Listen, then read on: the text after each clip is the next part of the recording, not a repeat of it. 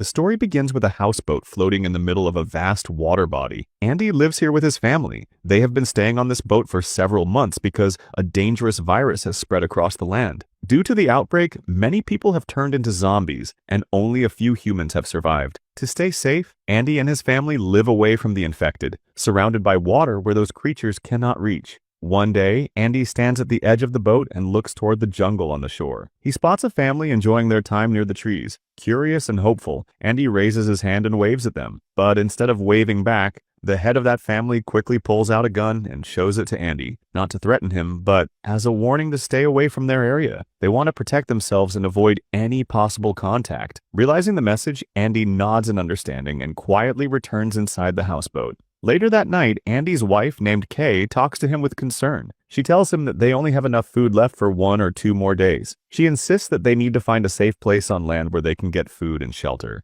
However, Andy feels uneasy about returning to land. The thought of stepping back into a world filled with infected people terrifies him. Zombies can easily attack anyone who steps onto land, which is why Andy and his family have avoided it for so long. The next morning, the story shifts to a girl named Thumi, who is living in a treehouse deep in the forest. We see her tying leaves around her feet. She does this to muffle the sound of her footsteps so the zombies won't hear her coming. Thumi is hiding a heartbreaking truth. Her own father has turned into a zombie, but instead of leaving or harming him, she keeps him chained safely inside the treehouse. Every day she goes into the forest to hunt wild animals, and at night she feeds the meat to her zombie father. She still deeply loves him and holds on to the hope that maybe one day he'll turn back to normal. Meanwhile, Andy spots something unusual floating in the water. A small boat has flipped over. Curious and cautious, he takes a closer look. As he approaches, he notices another small boat nearby. Hoping it might have food or supplies, Andy rows toward it. He climbs aboard and begins searching. Inside, he finds several containers filled with food.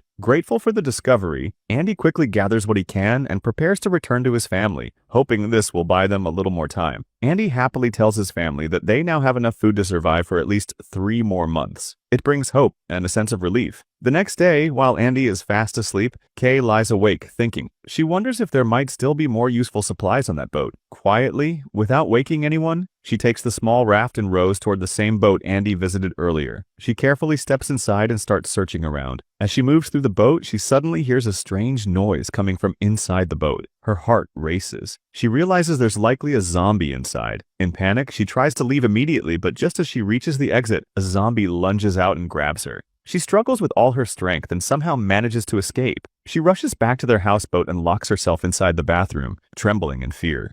Later, Andy wakes up to the sound of his daughter crying. He picks her up and tries to calm her. That's when he notices something alarming. There are bloodstains